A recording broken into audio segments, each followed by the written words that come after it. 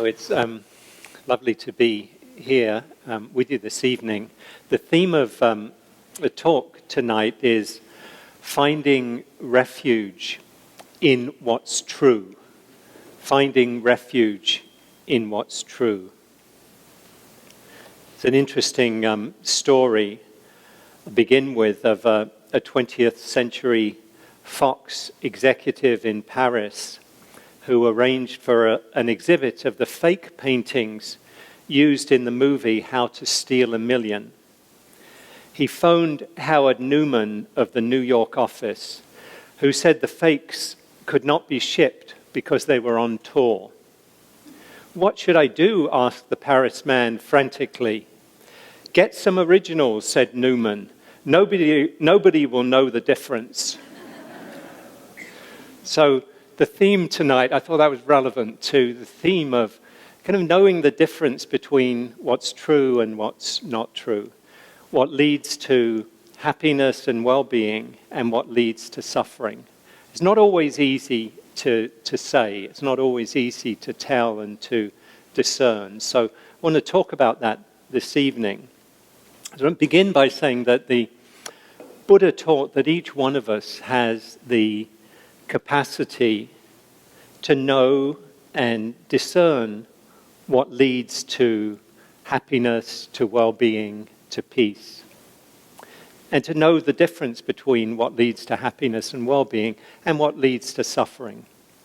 However, in order for us to know that, to discern that, we really need a path of practice. We need a path of training.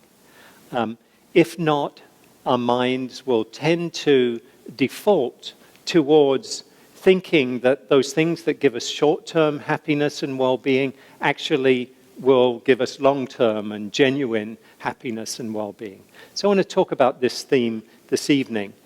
I'll begin with a short reading from Jon Kabat-Zinn. Many of you, I'm sure, have heard of Jon Kabat-Zinn, who founded the mindfulness-based stress reduction program, kind of making mindfulness more accessible in a secular world. So it's being taught all over the world now in hospitals and schools and prisons and communities, a lot of different settings. This is called No Running Away. Have you ever noticed that there is no running away from anything? That sooner or later, the things that you don't want to deal with and try to escape from or paper over and pretend aren't there catch up with you, especially if they have to do with old patterns and fears. The romantic notion is that if it's no good over here, you have only to go over there and things will be different. If this job is no good, change jobs. If this wife or husband is no good, change wives or husbands. If this town is no good, change towns. If these children are a problem, leave them for other people to look after. Get other children. The underlying thinking is that the reason for your troubles is outside of you, in the location, in others, in the circumstances. Change the location, change the circumstances, and everything will fall into place. You can start over, have a new beginning. Sounds very American, doesn't it? The trouble with this way of seeing is that it conveniently ignores the fact that you carry your head and your heart and what some would call your karma around with you. You cannot escape yourself, try as you might. And what reason, other than pure wishful thinking, would you have to suspect that things would be different or better somewhere else anyway? Sooner or later, the same problems would arise if in fact they stem in large part from your patterns of seeing, thinking, and behaving. Too often our lives cease working because we cease working at life, because we are unwilling to take responsibility for things as they are and to work with our difficulties.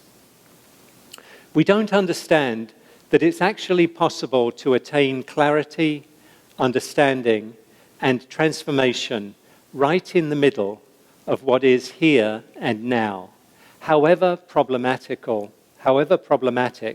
it may be.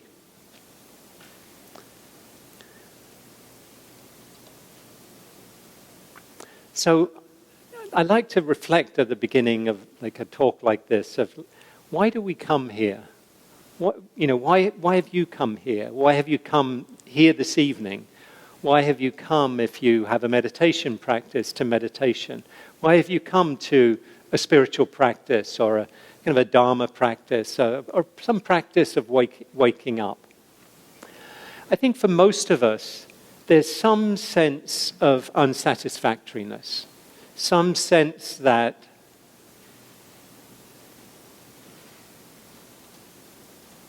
we could be more happy, or we could be more joyful, or more peaceful, or more loving, or we could be less stressed, less anxious, less busy, less worried. If there wasn't some sense of, some possibility of things being different than they are, or some sense of things not being entirely the way we want them to be, if there wasn't that, I wonder whether we would come to a spiritual path, or even come to a talk on kind of waking up, on awakening.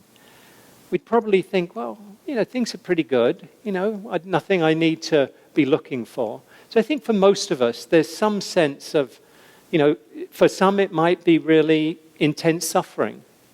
For others of us, it might be more subtle, some sense of kind of a wanting something.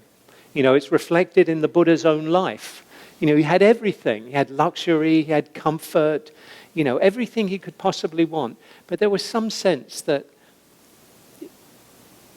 there was more to life than this. That there was a freedom that went beyond material things, a sense of well-being, a sense of comfort. And his whole journey, his whole spiritual path was to answer that question. Is there an end to suffering? Is freedom possible? And he found it in awakening to the truth of how things are, and then taught for 45 years out of his understanding. So the Buddha's teachings and practices point to a way out of suffering. In fact, a path to a complete end of suffering. They can be summarized in the words of a great Thai teacher who died a couple of decades ago, Ajahn Chah. He said, let go a little and you'll find a little peace, a little happiness. Let go a lot and you'll find a lot of peace, a lot of happiness. Let go completely and you'll find complete freedom, complete peace. Your struggle with the world will be at an end. Your struggle with the world will be at an end. I like that kind of final paragraph because how much of the time are we struggling with the world? The world isn't how we want it to be. People are not how we want them to be. We have too much of this and too little of that. Let's say we have too much disappointment and not enough success. We have too much work and not enough rest. Too much stress, not enough peace. Too much debt, not enough money. And so we think, as the reading from John Kabat-Zinn, if only we could change the conditions, things would be better. Things would be different, things would be okay, we'd be much happier. And I think one of the major shifts that happen in our lives, in our spiritual practice, is when we move away from that sense that to be happy, we need to change things out there. To move from that to shifting the spotlight of awareness to what's going on in here. Rather than trying to change the world out there. And it may be helpful to change certain things in the world, not denying that. And this isn't about just pure passivity or whatever, but it really is about shifting the awareness to our relationship to experience, to how we're meeting our experience, rather than kind of changing the conditions. Because haven't we all been there in our lives? We've been in a relationship and we think, no, this person isn't working for me. We change, we find a new relationship. No, this isn't either. This person isn't working. None of them seem to be working. Somebody else, no. And then maybe the penny drops. Maybe the problem isn't in the people out there. Maybe the problem is within us. It's in with what we're clinging to or what we're wanting, rather than in the problem being out there. So what's really fascinating about this practice is that it's very, very simple. It's not that you could say the teachings are very complex and there's a lot to them, but essentially they come down to some very, very simple things. It can be summed up in the title of the book Ram Dass wrote over 40 years ago. That 3-word, eat my socks? No, it wasn't eat my socks. Be here now. That'd be a good title of a book, and eat my socks. Be here now. If we could just be here now and could live our lives being here now, our troubles with life, with the world, really would be at an end. Because there would be just meeting this moment as it is. Not necessarily a pleasant moment, but okay, this moment is like this. But the suffering really we experience comes from the unwillingness to be with this moment as it is. So it wouldn't mean that we didn't suffer, or we didn't get sick, or we didn't get old, or we didn't die. Clearly, these all happened to the Buddha. He got sick, got old, experienced loss. But the difference is we wouldn't experience grief or sorrow or lamentation. We wouldn't experience suffering in relation to these experiences. We would meet these experiences as this is what life is bringing. So, we could meet our getting old or dying with the resistance. Why is this happening to me? Why now? There's a great line in the great Indian epic, the Mahabharata, where Yudhishthira is asked, what's the most amazing thing in the world? And he answers, the most amazing thing in the world is we see people all around us getting sick, getting old and dying, and somehow think that this isn't going to happen to us. We know it's going to happen to us, and yet we act as though somehow we're exempt from this, what life brings. So, however, being here now, we would continue to experience pain, which is an inevitable part of being alive. Nobody escapes that. If we're born into these bodies on this planet, we don't escape pain. Birth is pain, aging is pain, dying is pain, loss is pain. There's no way we escape pain in this life. But we don't have to experience suffering, which we can say is really what we add on to our experience that's not necessary, that's optional. An example, and this I think is a very helpful distinction that's made within the Buddhist teachings between pain and suffering. I'm going to give an example of sickness, where the difference I think is very, very clear. I find sickness one of the most fruitful areas of spiritual practice, because it really does reveal the difference between pain and suffering. The pain is, I'm hot, I'm feverish, I'm tired, I'm vomiting, my energy's low, I'm shivering. It's not pleasant, hard to see any of that as pleasant, but it is what it is. This is the pain. This is kind of ouch, it's difficult. The suffering is, Why is this happening now? It's such a bad time for me to be sick. I have so much to do. I'm working on that report. It's going to be late. Oh, I'm going to get in trouble for that. Why me? Why now? I really hate being sick. Do you get the difference between the kind of the direct experience of hot, feverish, cold, sweating, and the story that we tell, basically that says, this should be different than than it is. This shouldn't be happening. Why is this happening? I don't like this. So the suffering is the resistance we bring to the inevitable pain of being alive. Could be physical pain, could be emotional pain, etc. All of this is what the Buddha called the second arrow. The first arrow is ouch. This hurts. We bang our elbow on the stand. That's going to hurt if everything's working as it should.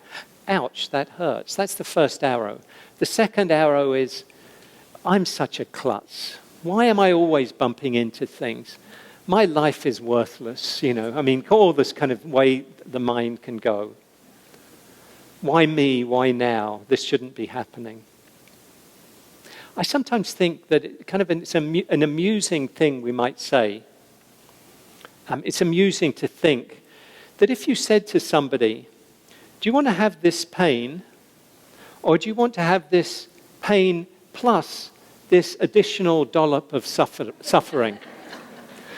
Almost everybody would say, I'll take the pain, hold the suffering. But in practice, so much of the time, we take the pain and we add the suffering too. It's almost like we get something out of the suffering. Why would we add suffering to pain? Why would we add this kind of narrative? This shouldn't be happening. This should be different than it is. Because the truth is, this, whatever the this is. And we can choose to be with this as it is.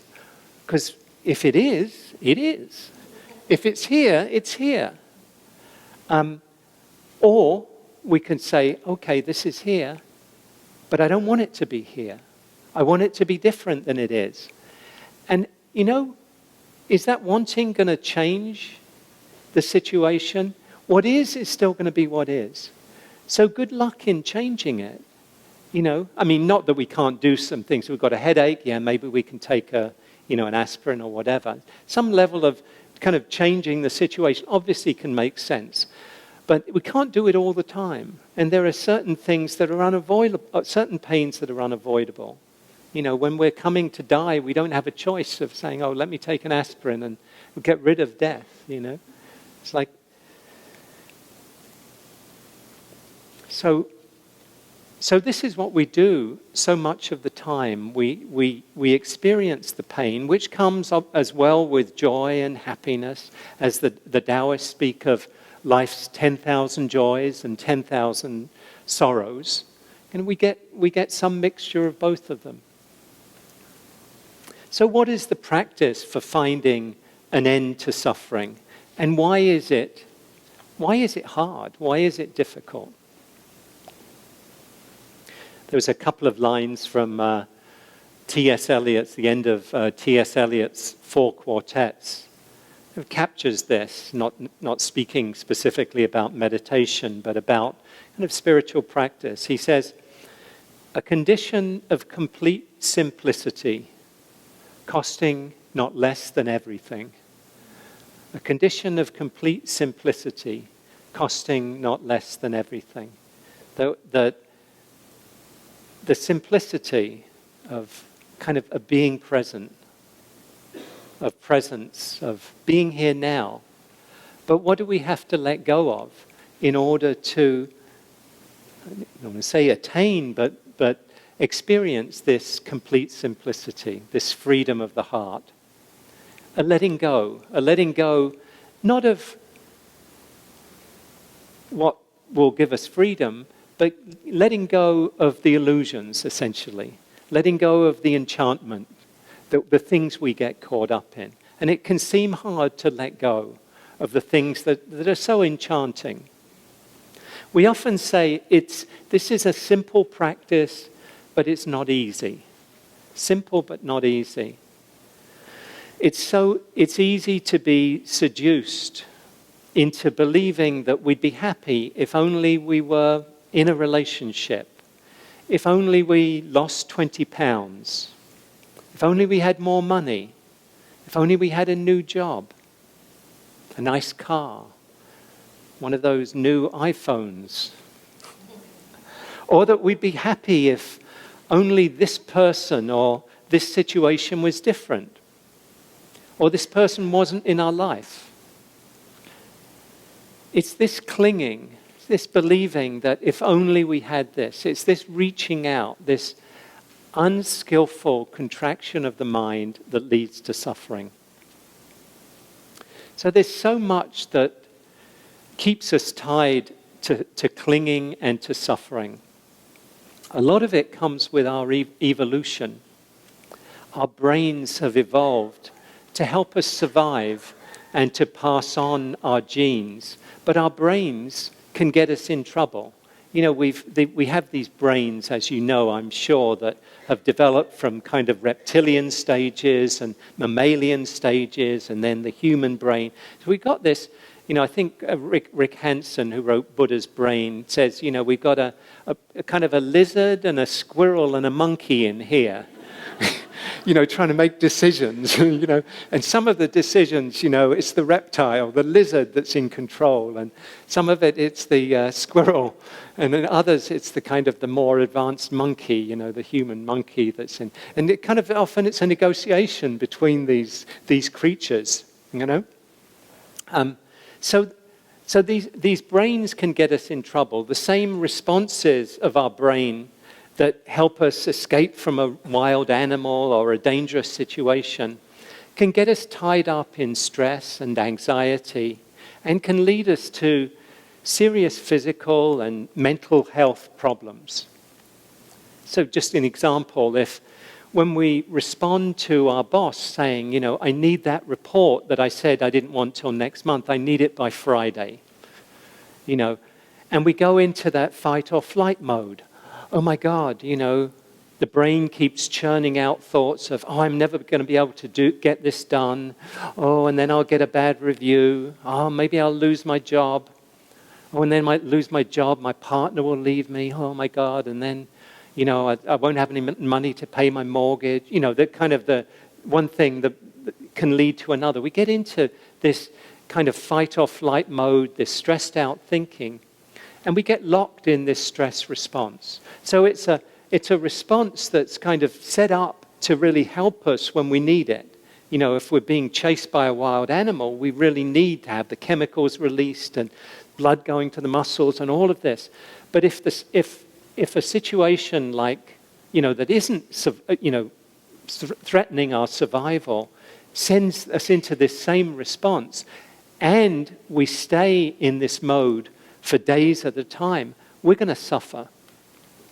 It's one of the current researchers on stress, Robert Sapolsky, who wrote Why Zebras Don't Get Ulcers, is the name of his book.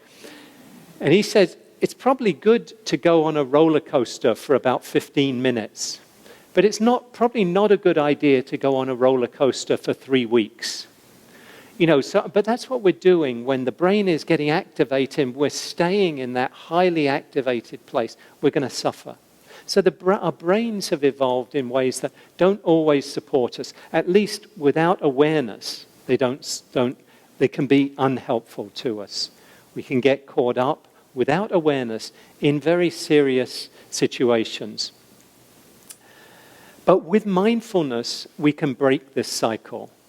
That's the good news, by coming back and opening to our experience just as it is. So we might find ourselves in this kind of tight, stressed place.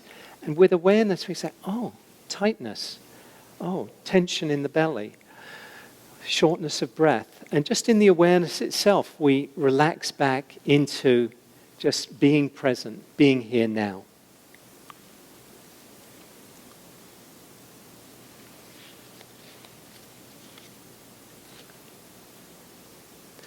There's other scientific studies of the brain are showing other ways in which our brains can get us in trouble without awareness.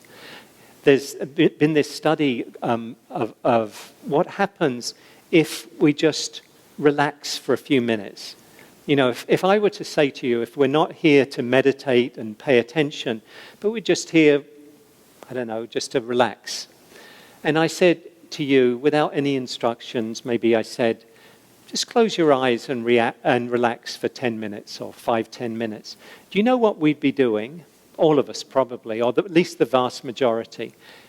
You know, if we're not consciously meditating and being present, we're going to be spending our time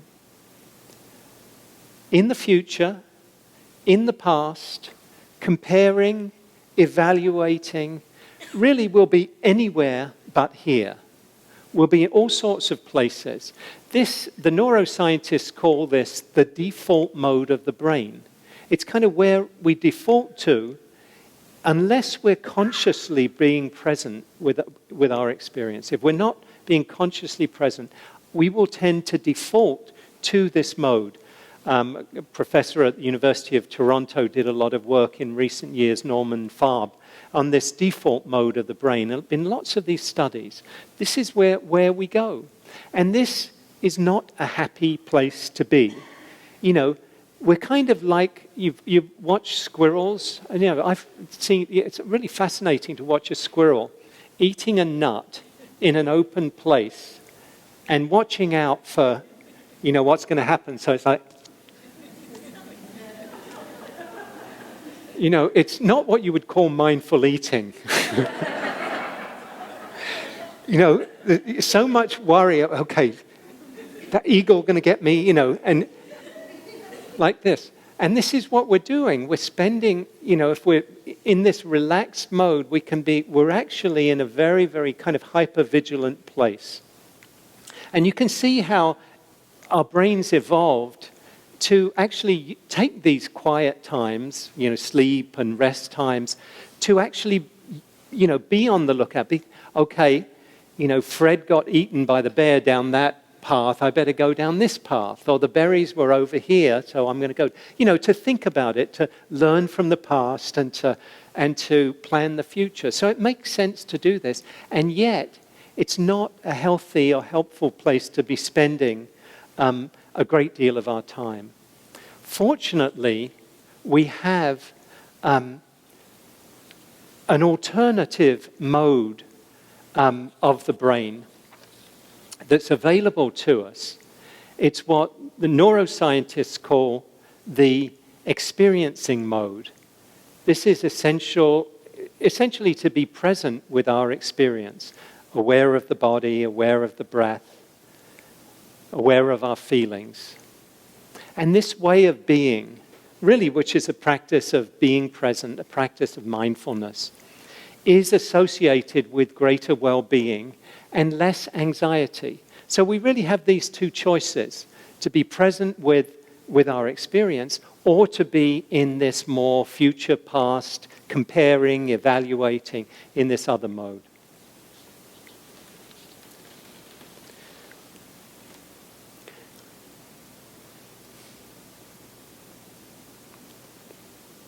So the current science of the brain, study of the brain, and these ancient wisdom traditions are pointing to the same conclusion, that we can train our minds, and when we do, we actually change our brains.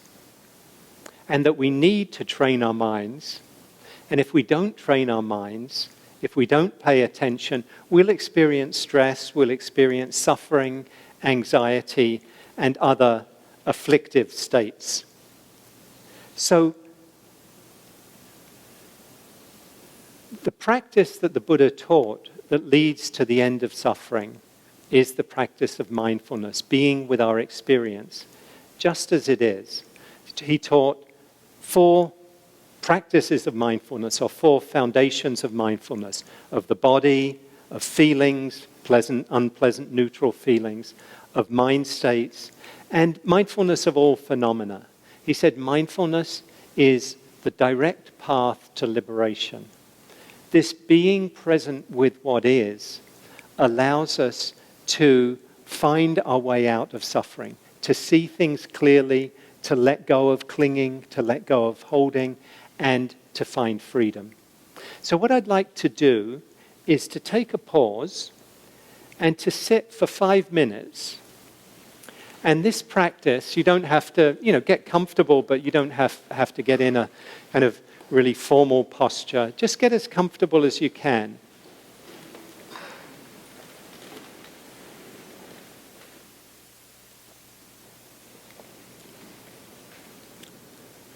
And this practice will be to notice what you're experiencing and to say yes to it. So, doing whatever you need to do to get as relaxed as you can, maybe take some deeper breaths.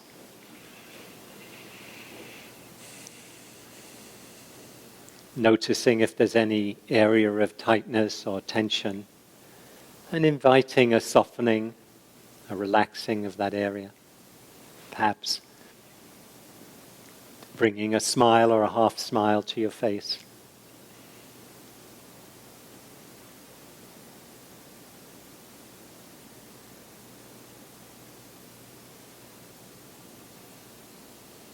So sit and notice what is arising in awareness. Just notice what's present for you.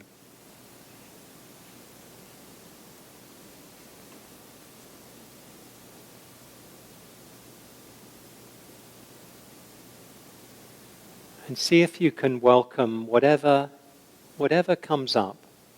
So you feel perhaps some tightness in your belly. You might notice note tightness. And say yes to what's here. Say yes to the tightness.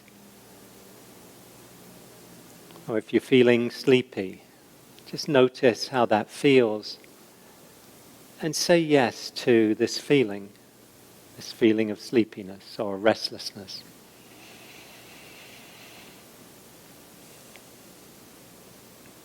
And make the yes a really genuine yes.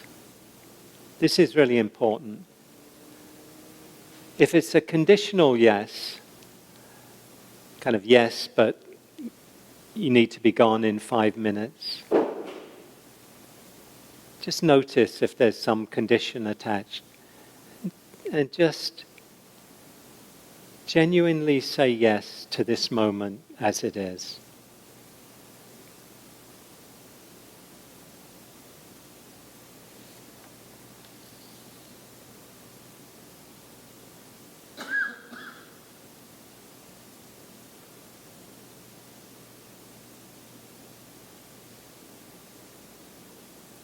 The Sufi poet Rumi said, this being human is a guest house.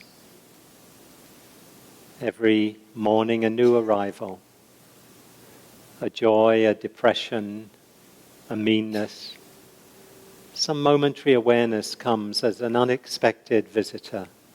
Welcome and entertain them all, even if they're a crowd of sorrows.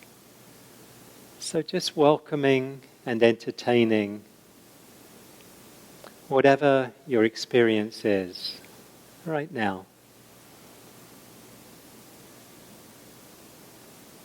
Meeting this moment, this experience with an attitude of yes, with a genuine yes, yes to what is.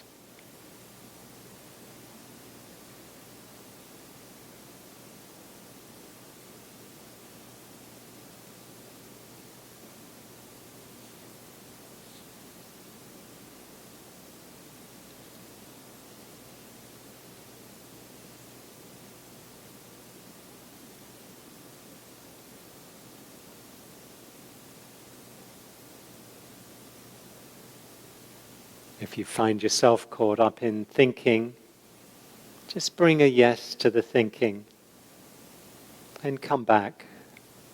Come back to this open awareness.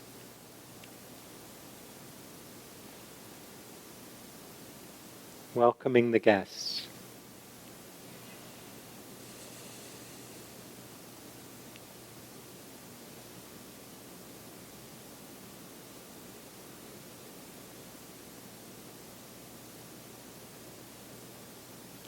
Rumi goes on to say, the dark thought, the shame, the malice, meet them at the door laughing and invite them in. Be grateful to whoever comes, for each has been sent as a guide from beyond. So this attitude, this quality of welcoming the guests, meeting this moment just as it is, saying yes to what is.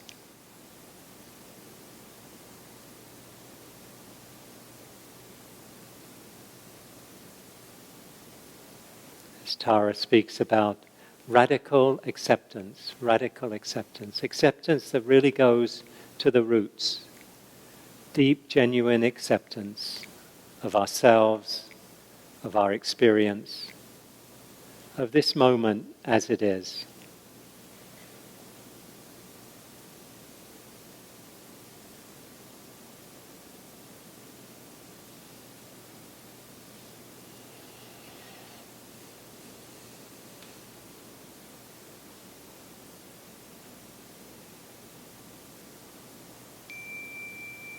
So when you're ready, just letting your eyes open again, saying yes to what is.